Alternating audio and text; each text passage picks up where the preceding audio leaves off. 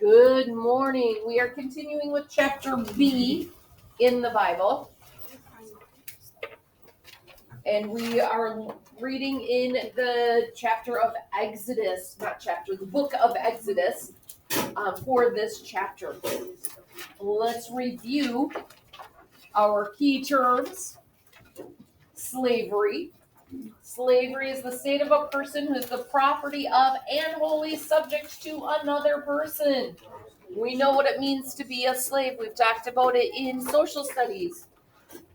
Ancestor is a person from whom one is descended. So whom you are descended from. People, your family that came before you. Great-grandparents, great-great-great-grandparents. People from a long time ago are your ancestors.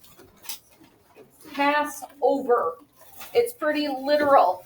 The Passover is when the angel of death passed over the Israelites' houses, and the Jewish people were able to escape their captivity. Because of the Passover, when the angel of death passed over their house, they were able to leave Egypt, where they were being slaves. Decalogue. Remember, deca means 10. A decagon is a shape with 10 sides. A decalogue is the 10 words, those important 10 words, which we know is the 10 commandments. Nolan? I lost my pen, so I didn't. Friends, we need to use our expandable folders. Too many of us are losing our packets. Losing math packets, losing religion packets. What?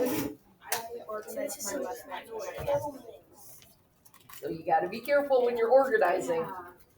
Gabby?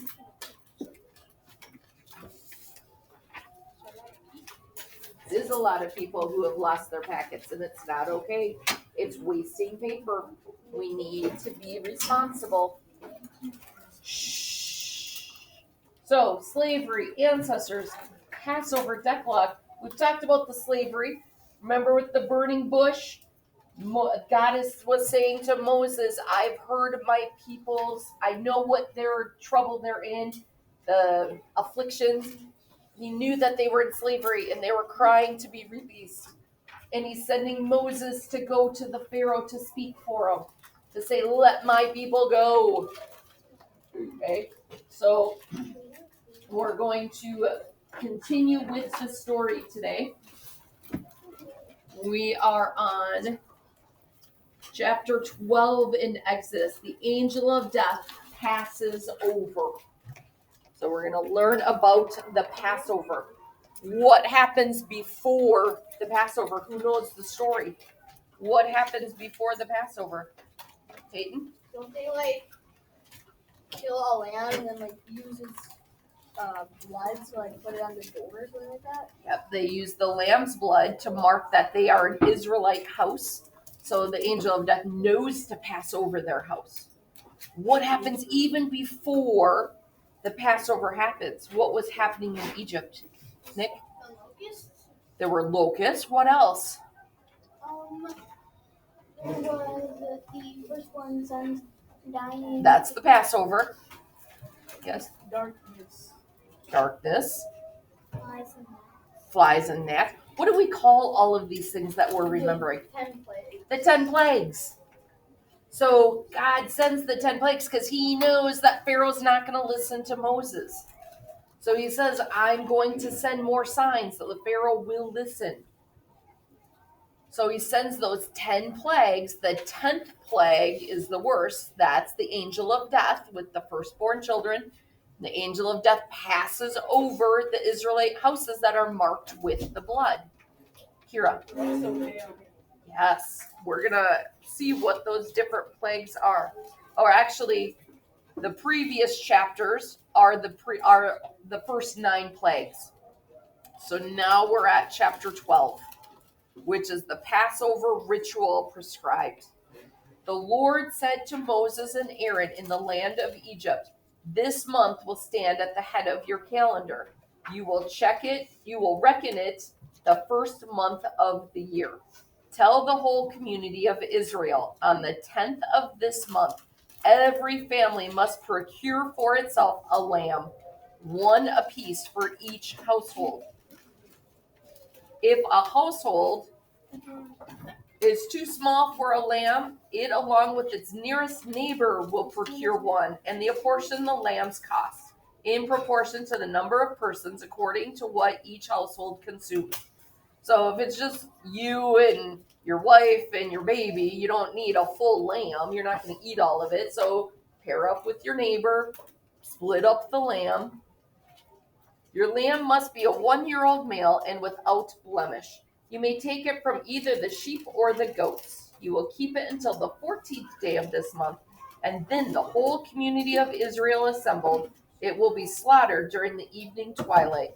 They will take some of its blood and apply it to the 2 doorposts and the lintel of the houses in which they eat it. They will consume its meat the same night, eating it roasted with unleavened bread and bitter herbs. Do not eat any of it raw or even boiled in water, but roasted with its head and shanks and inner organs. You must not keep any of it beyond the morning. Whatever is left over in the morning must be burned up. This is how you are to eat it, with your loins girt, sandals on your feet, and your staff in hand. You will eat it in a hurry. It is the Lord's Passover. For on this same night I will go through Egypt, striking down every firstborn in the land, human being and beast alike, and executing judgment on all the gods of Egypt. I, the Lord.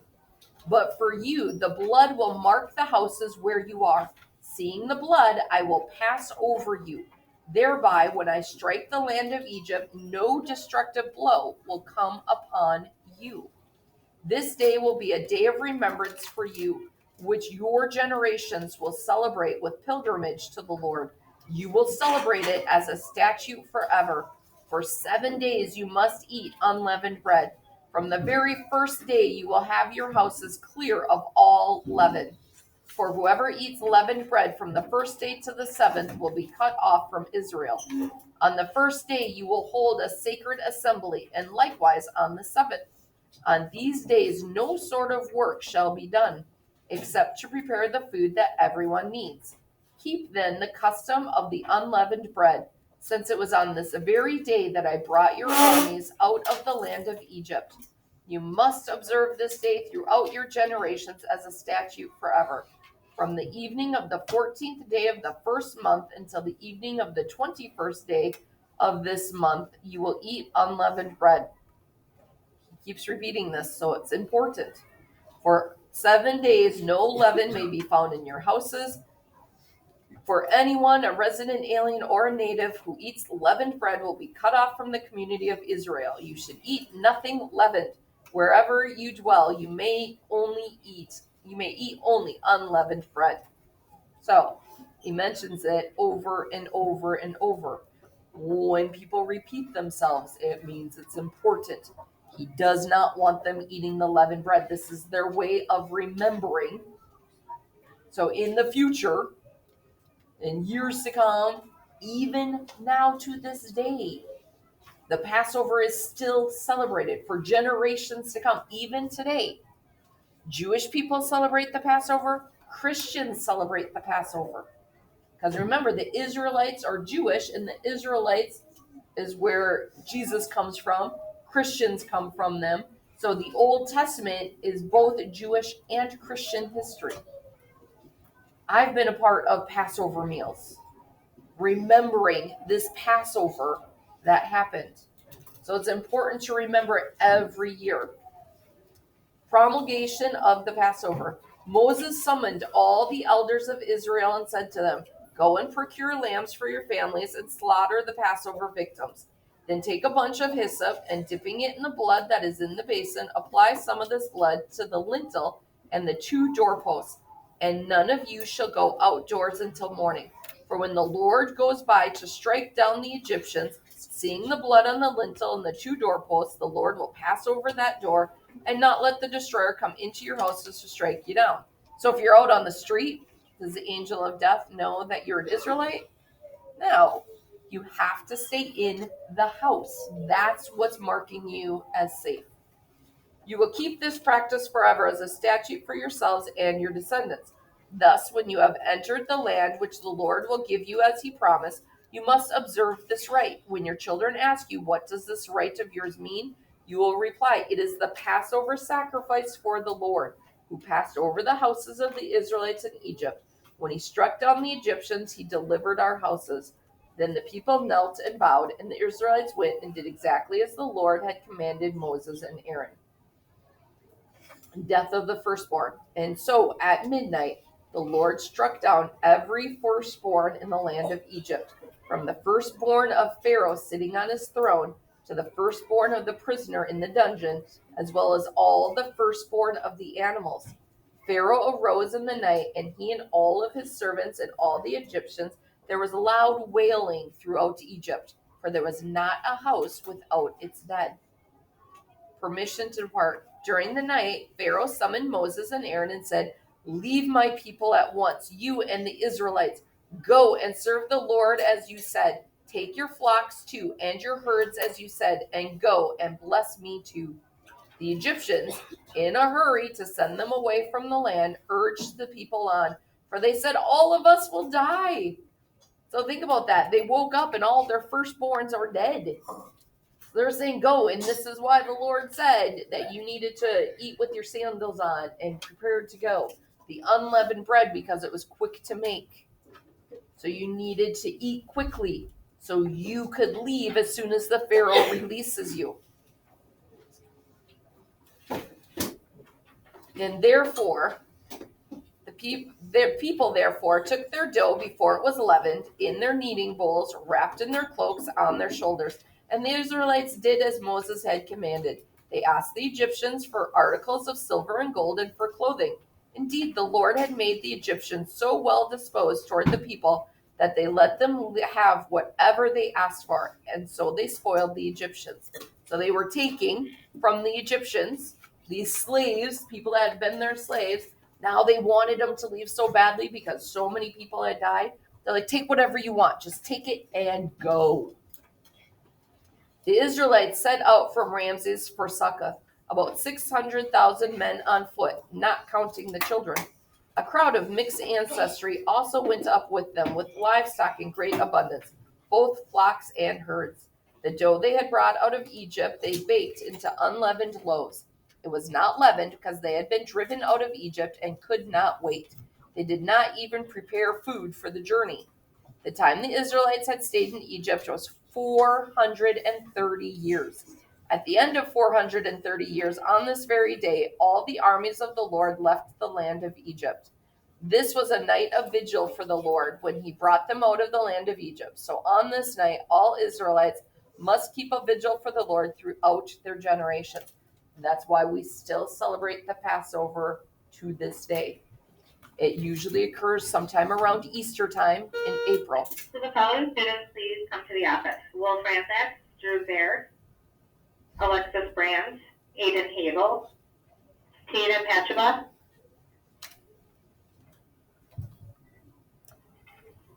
Okay. So Owen Schornstein, Gino Trapiccio, Mario Trapiccio, Jacob Goman, Kylie Ketchmark, and Archer Bradstead. Thank you.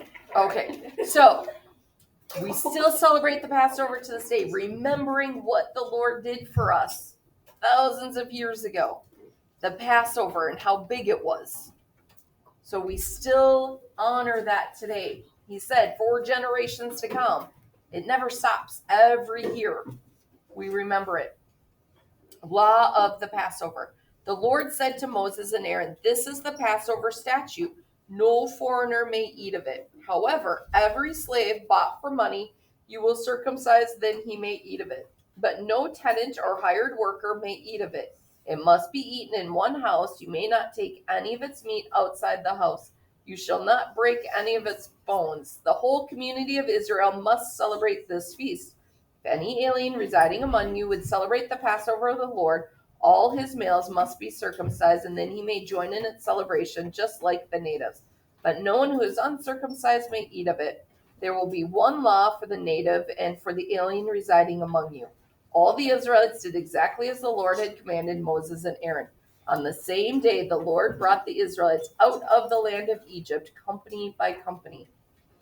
So it's important that we remember the Passover. We remember what God did for us.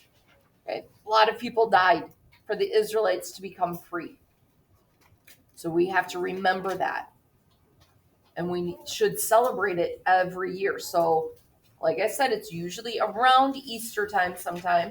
I'm not sure exactly what the date is for this year. I'll have to look it up. Just like Easter isn't on the same date every year, it kind of fluctuates when it's going to be. Sometimes it's in April, sometimes it's the end of March. This year it's going to be in mid-April. The Passover kind of fluctuates the date that it's on. So I will find out the date of Passover so we can remember it here in class. Nick. Over Passover, what do you eat? They call it a Seder meal, and it's a special meal where we have unleavened bread and lamb, and there's some special other foods that have great significance that remind us of the first Passover. So I have never made one myself. My parents have made the Passover meals, so I don't remember each portion and what its significance was. I'll have to look that up. And when it gets to be that time this year, we're going to go over what the Passover is and what the significance of each item is that's at the meal. But it's very symbolic because it's a meal that's in memory. So Tristan W. and your table back there, your continued talking is very distracting. I would very much appreciate your attention so we can all learn from this.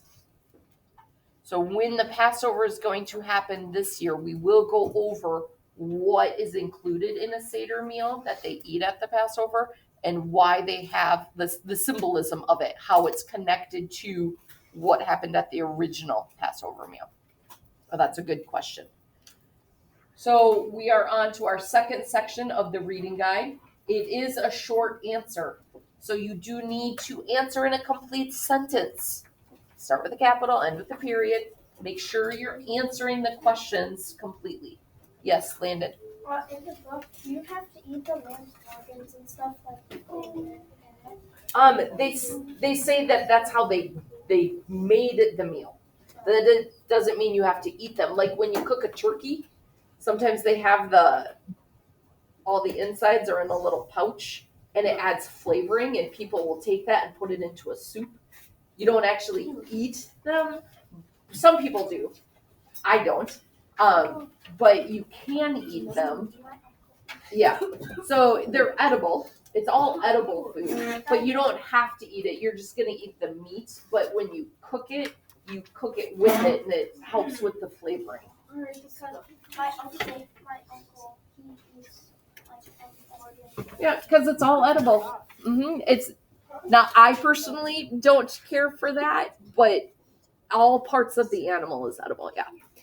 All right. So my friends at home listening, we hope you are well, and we hope to see you soon. Have a wonderful day.